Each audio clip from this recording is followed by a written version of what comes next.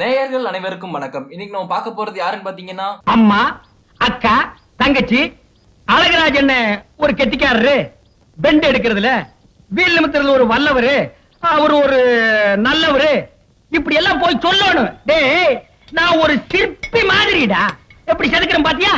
தமிழ் சினிமாவுல மிகப்பெரிய நகைச்சுவை ஜாம்பவான் சொல்லலாம். அந்த அளவுக்கு பல படங்கள்ல தன்னோட நடிப்பையும் நகைச்சுவையையும் அளவுக்கு அதிகமா வெளிப்படுத்தியிருக்காரு. சரி, அவரோட வாழ்க்கை வரலாறை பத்தி தான் பார்க்க போறோம். வாங்க பார்க்கலாம்.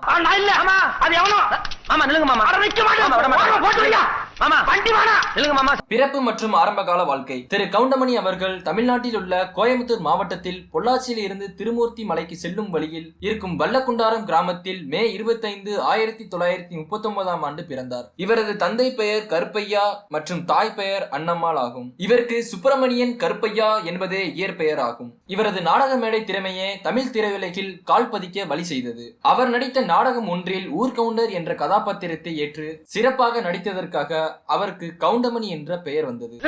மூஞ்சி பாத்தியா, கழிவு 1 வருஷம் ஆகுது, அதுலயே விபூதி பட்டி போட்டுட்டு தினம் வர்றான். டேய், மாப்பிள ஊர்ல இருந்து வந்திருக்கான். வணக்கங்க. இனிமே இங்கதான் தங்க போறான். வேலையெல்லாம் கத்துக்கூட. இப்ப தூங்கிட்டு இருந்தே அதையும் கத்துக்கூட. என்னடா ஒய்ங்க?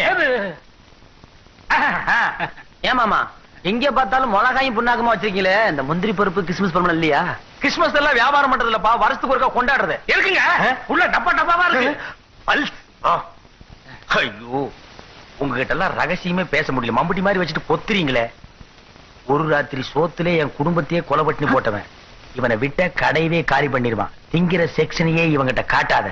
இவர் 26ஆம் வயதிலேயே திரைப்படங்களில் நடிக்க ஆரம்பித்தார். துவக்க காலங்களில் திரு கவுண்டமணி அவர்கள் தனியாகவே நகைச்சுவை நடிகராக நடித்தார். ஏமாமா, அரிசி பிரியாணி அரிசியா? இவ்வளவு ருசியா இருக்கு. ஏன் மச்சன் அடிச்சீங்க? வேறதான் தண்ணி விடுறே.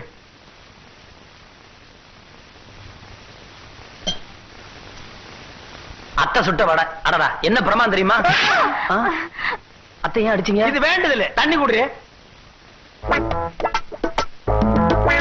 அக்கா சுட்ட அப்பலாம் கலர் கலரா எவ்வளவு ருசியா இருக்கு தெரியுமா?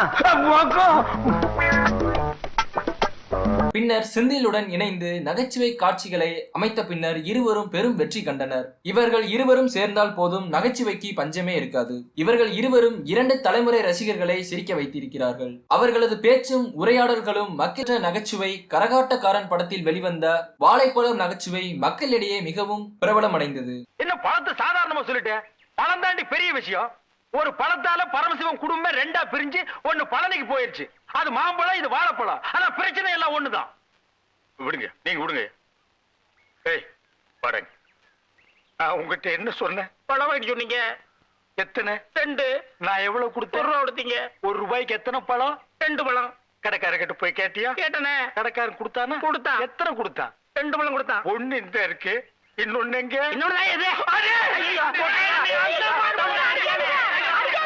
அவர் கூறிய அரசியல்ல இதெல்லாம் சகஜமப்பா என்ற நகைச்சுவை சொல் மிகவும். இவர் சுமார் 450 திரைப்படங்களில் நடித்துள்ளார். அதில் 10 திரைப்படங்களில் கதாநாயகனாகவும் நடித்திருப்பது குறிப்பிடத்தக்கது. மேலும் இவர் வில்லனாகவும் குணச்சித்திர நடிகராகவும் மற்றும் பல வேடங்களில் நடித்துள்ளார். இவருடன் நகைச்சுவை நடிகர் செந்தில் இணைந்து நடித்த காமெடி காட்சிகள் ரசிகர்களிடையே பெரிதும் வரவேற்கப்பட்டது. இவர் 1977ஆம் ஆண்டிலிருந்து 16 வயதினிலே கிழக்கே போகும் ரயில், சிகப்பு ரோஜாக்கள், ஆனந்தம் என்றும் ஆரம்பம், எங்க ஊரு ராஜாத்தி, கல்லுக்குள் ஈரம், கரை கண்ட கப்பல், மலர்களிலே ஒரு மல்லிகை, மங்கள நாயகி, நதி 1, கரை 3, நீ சிரித்தால் நான் சிரிப்பேன், பருவத்தின் வாசலிலே, பெண்ணின் வாழ்க்கை, சந்தன மலர்கள், சுவர் இல்லாத சித்திரம், வழியில்லா மாமரம், வாரிசு, அலைகள் ஓய்வதில்லை, தெய்வ தரிசனம், குடும்பம் ஒரு கதம்பம், நெஞ்சினிலே துணிவிருந்தால், நெற்றிக்கண், வெளிச்சத்துக்கு வாங்க, ஜோதி, நாள் உனது நாள், நான் சூட்டிய மலர், நெஞ்சமெல்லாம் நீயே, பக்கத்து வீட்டு ரோஜா,